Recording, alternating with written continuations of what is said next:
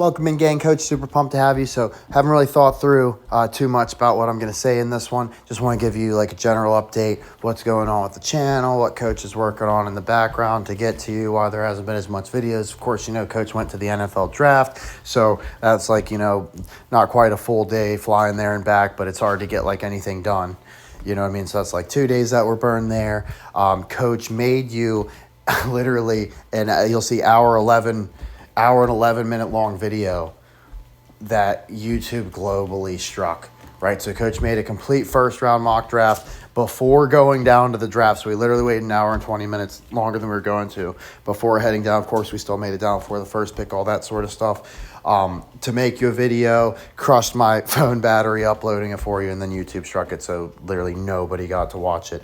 But Coach is still going to own his picks, but you know what's going down. So you can see we didn't get anything in the top 10, even though everybody else at least had number one, right? We're the only ones that didn't have Fernando going to the Raiders. We wanted them to be a Dolphin, right? Sonny Styles, he ended up being a skin. Jets, that pick got booed. David Bailey, the crowd didn't like that one. The crowd didn't like the Cardinals taking Love, and then they hated the Titans taking Carnell Tate. Every single person immediately, like, what the fuck? Oh, like just gross, like they're gonna puke or something. So everybody hated that one, right? We'll get into our full reactions because I'll have my buddy on when he's free, right? And we were down there, 2 days. We'll let everybody know like generally what the feelings were and all that sort of stuff. But Coach is saving grace for like his predictions. Like I told you, we only got like a 3% chance to get any one pick, and Coach already threw the number one pick in the trash, getting too cute with the Fernando to Miami, right? So it was going to be tough to make up for that. The long story short, yes, we certainly did more than enough to make up for that, but we didn't hit like some crazy high percentage. Basically, the draft humbled us to we're only going to get the teams we know the very most about with dual role actors and like the history of these teams. Like if you don't know a dual role actor who's actually playing somebody on the team, I think it makes it a lot harder because that's pretty much the only ones we got. Perfect example would be Denzel Boston of Washington to the Browns, who Coach told you that was going down, right? So because Coach says Denzel Washington plays Deion Sanders, who is Shador's dad, what do you know later on? Denzel's throwing up the Shador Sanders wrist, right? And what else do we got? Oh, Denzel Ward, right? Their cornerback on the team.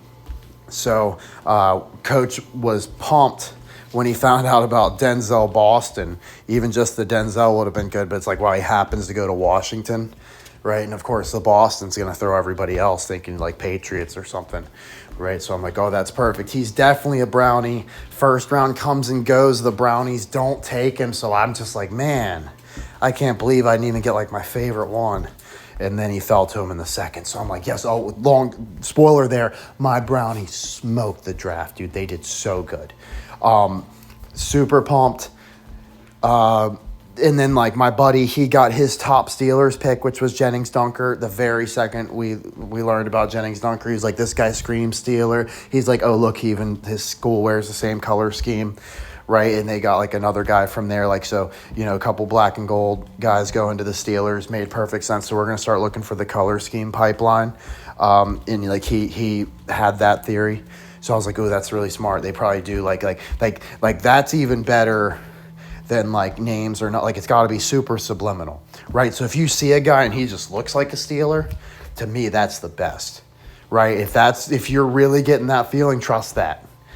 Okay. Now, Coach hasn't been following drafts for a while. I didn't expect to just crush this one or anything, but it happened to be in my hometown. I could just take a plane right there, have somewhere to stay, go down to the draft. Does Coach have like any big like revelations or anything? Yes, and it's basically exactly what I expected. So as soon as we went up there, everybody we talked to, like we talked to anybody and everybody, because my buddy's super social. Like we were all going all over the place and trying to get a vibe of like, especially people we know that are football fans. Like, how you feel about draft? You going down there, who they take and blah, blah, blah. And I don't think I heard a single person saying, yeah, I'm going down. Every single person was like, yeah, right. They're saying it's going to be like 750,000 people, just completely slammed through, full, blah, blah, blah, blah, blah, right? Like, just forget about it. I'd never go down there. And the whole time, even before I came up, me and my buddy had thought the same thing, right? We're like, we're not going to go down for day one. We'll go down for day two. That's it, right? Probably won't be quite as bad. And then, like, every once in a while, my brain will, like, figure something out, right? Like that one time I told you about my Kid Rock loving cousin. He couldn't figure out where his baby mama was. And I was like, remember when she told you that she quit the strip club? I got a feeling she's there, right? We go there, she's right there, right? So it was one of those where it was just like deductive reasoning. And Coach was like, if every single motherfucker in this fucking city who likes football has been brainwashed to avoid the draft like the plague, how busy can it be?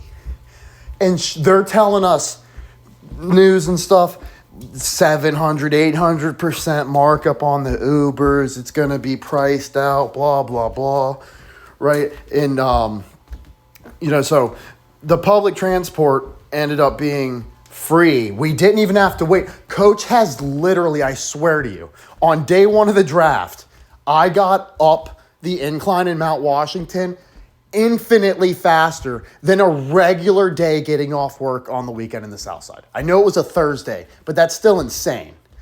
And it was free. We didn't even have to pay.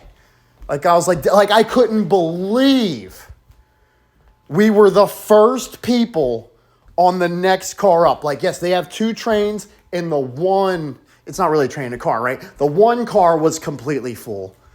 But like, we just go to the next one and we're the first ones here. Like, this isn't both completely full and we're like lined up outside. Like, yeah, so definitely huge hoax. And spoiler there too, the Uber thing, we got down for $15 and got a ride like completely back for nothing as well. But we ended up not booking the ride. I think on the way back, we just took it a little bit of a ways and did like the incline thing from there. I can't remember exactly why. I know we wanted to check out Station Square. So I think we just got an Uber to Station Square for like nothing. And then we took a free incline up. There was so much money put towards pretending that the city does stuff that they never do. A lot of Pittsburghers were calling them out like, oh, you're going to act like you sweep the streets and blah, blah, blah, right? Like, so just a lot of performative nonsense. We know everything's fucking filthy. They're not doing shit to clean anything up. What else was going on? So, yeah, just that it wasn't some huge crowd. Like, it wasn't even shoulder to shoulder anywhere. Like, yeah, you're going to see people everywhere you go. And there's a little bit of foot traffic, but it ain't like fucking New York or anything. And it's like even like the viewing, like where they had like the TV and stuff, where like people are all like, they had a bunch of TVs, right? But there's like one where like everybody like goes like for real, right? Even that one, it was just like, just come and go, blah, blah, blah. They did have one area that eventually sold out and they completely closed that off. But I mean, there's just no way it was anywhere close. Because I've been to Lollapalooza. And when I was at Lollapalooza, there was a ton of people. And I genuinely thought I was going to die the first time. Because Rage Against the Machine had like such an impact that they freaking tore the gates down. And there was just literally way more people. Like, oh, wow. Yeah, if you can get in free for the concert that costs like a couple $100, yeah, you're going to go in, right? So literally everybody stormed in, makes everybody push forward. So like I'm at the front getting like completely crushed, right? But even after that, it wasn't no 250,000 people or nothing like what they were saying. Right? I've been to a billion concerts and always check like how many people are they saying is here, like that sort of stuff. So I can just say draft numbers definitely didn't add up for Coach. I hate crowds. I thought for sure I was going to experience things like Coach has a really sensitive nose. So he can smell like all sorts of funky things in crowds. I was really concerned about that. None of that at all. It was so casual, easy breezy that this really good looking girl walked up to my buddy and like just started putting her hands on him and like rubbing him up and down. Like, okay, like, yeah, like it was just relaxed vibe, not some, oh man, like in Pittsburgh's horrible to drive in.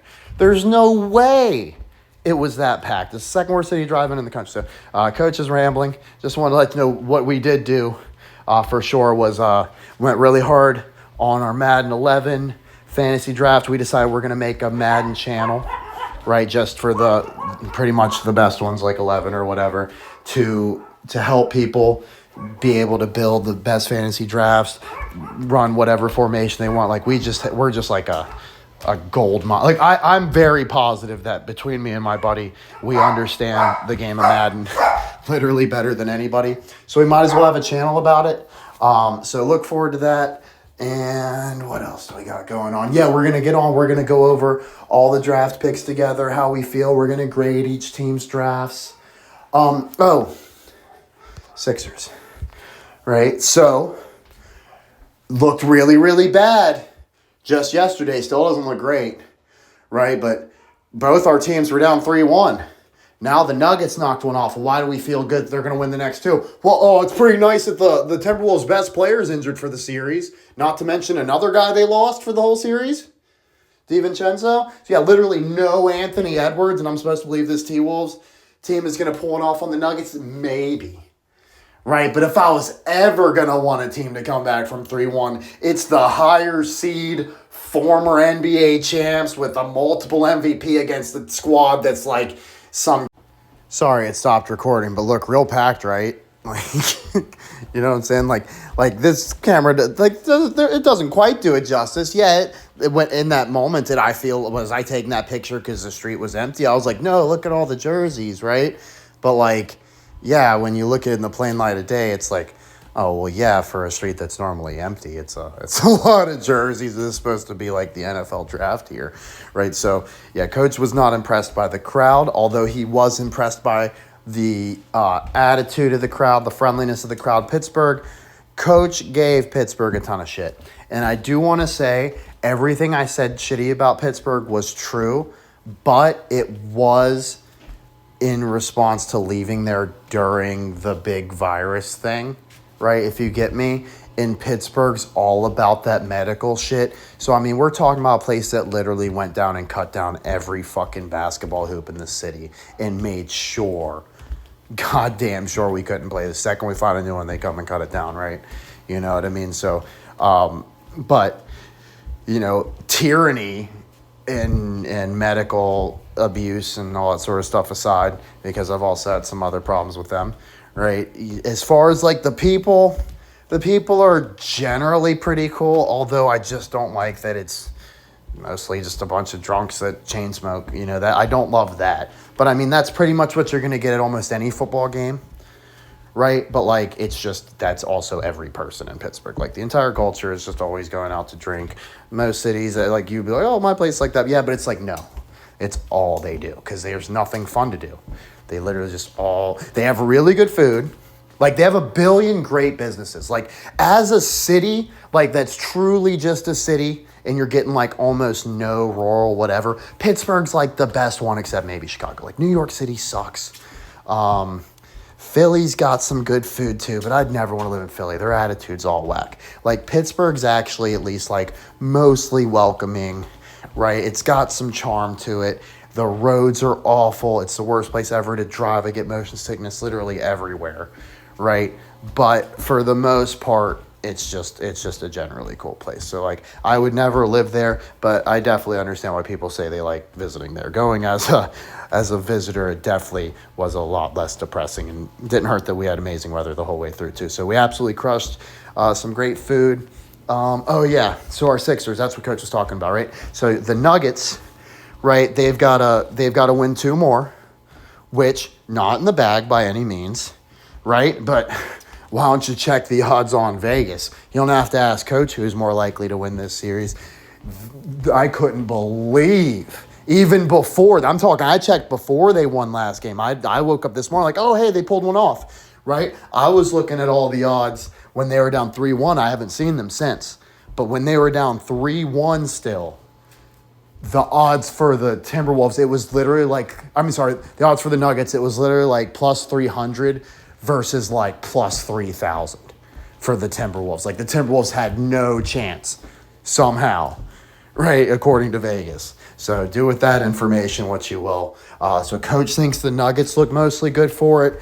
On the Sixers side of things, how do I feel about how they've played so far? All they needed to do was stay alive long enough for the real Embiid to come back, right? If we were to lose, like we did the last game, right? So recap.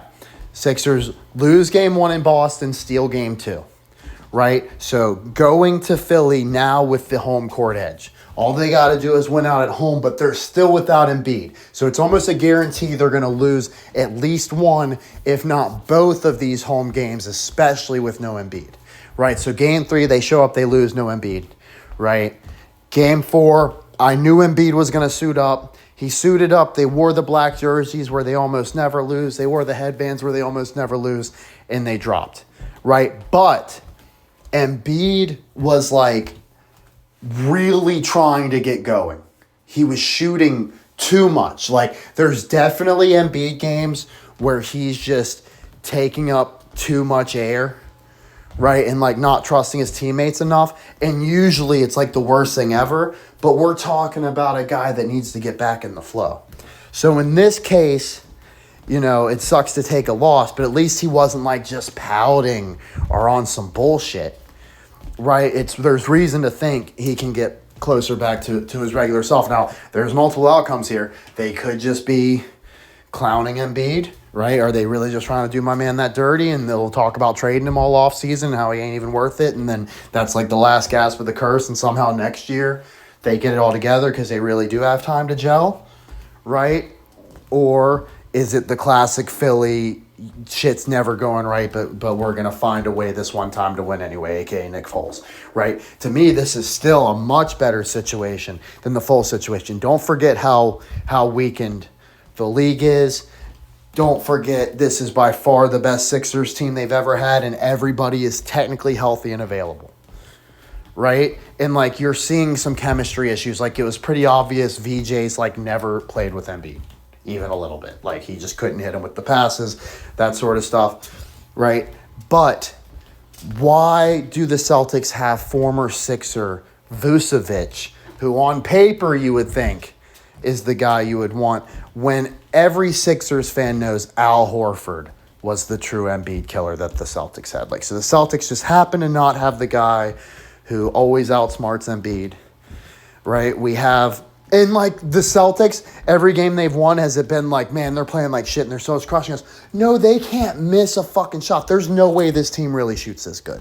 There's no way. All the years I've watched the Celtics die by the three and hearing my stepdad complain about it because he's a diehard Celtics fan, right? All those years I've seen them, like, randomly go 0 for 20 with Antoine Walker or some shit.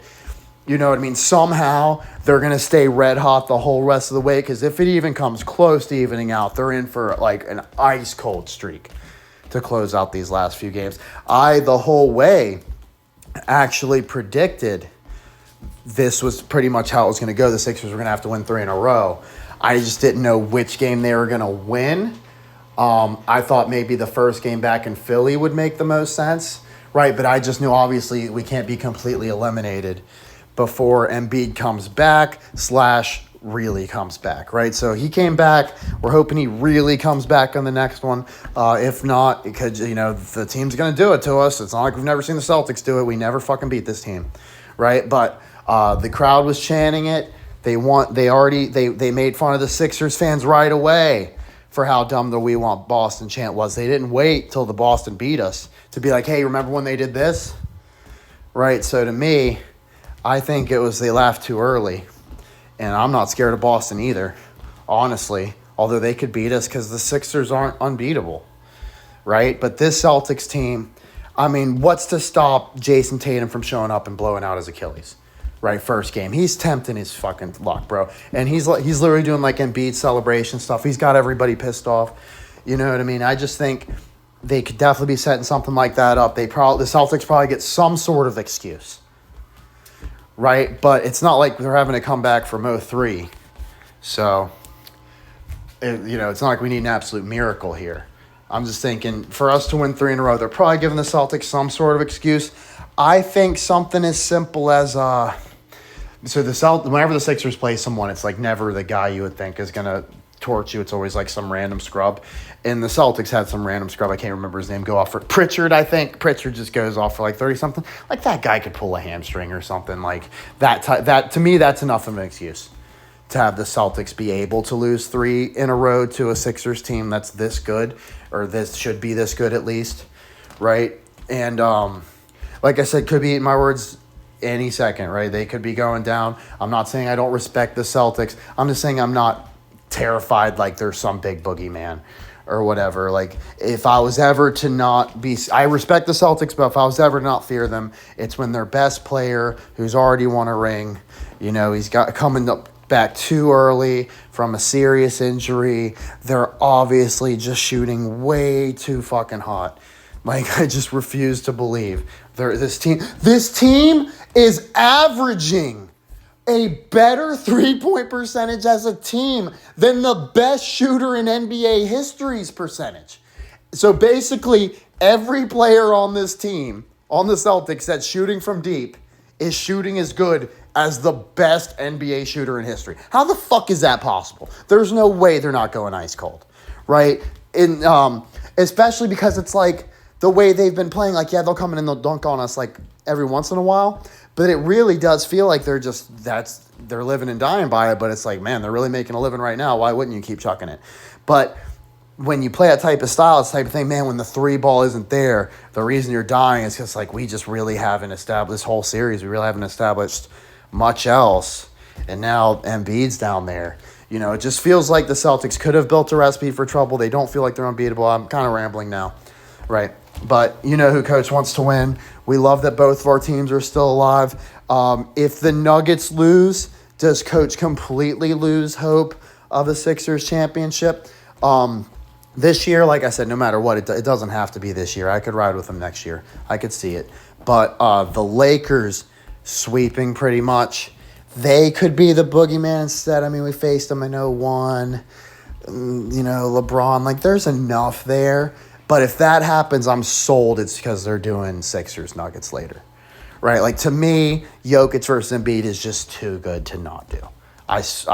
Maybe it's one of those, but like, there's something about it that, like, it feels too good to not do, but also not, like, mythical enough that, like sometimes if it's something that everyone's screaming for, they'll tease you with it and never do it. But, like, to me, this is just something that makes sense that people like me are like, wouldn't you love to see Embiid versus Jokic, like, in a league where there's not a lot of big men anymore? You know what I mean? They had, like, the weird MVP controversy where they're stealing them from each other. Like, you have to argue who's the best player in the league, this big man or this big man. Like, you're not talking about the guards like it was years past. Like, to me, it's just set up a little bit too perfectly. We saw Iverson be a Nugget. Mutombo came over for the finals run. There's just, like, enough there that it feels really good. You're always going to have a billion connections between a billion different teams. But, like, these guys are getting older. We've been hearing the process hate for way long enough, right? Embiid's had way enough injuries for people to buy that he's never going to do it. So, to me, now is the perfect time to prove the haters wrong. Maybe they need one last gasp with a curse and it's next year. Maybe they're doing a double and they're getting the Lakers now and the Nuggets later. I'd be super happy with that too. But feeling-wise, I think the Lakers suck. I think they're chokers. I think the Nuggets will find a way to get in there, and it's going to be us versus them, and then the Sixers kind of just go away somehow. All right, appreciate you.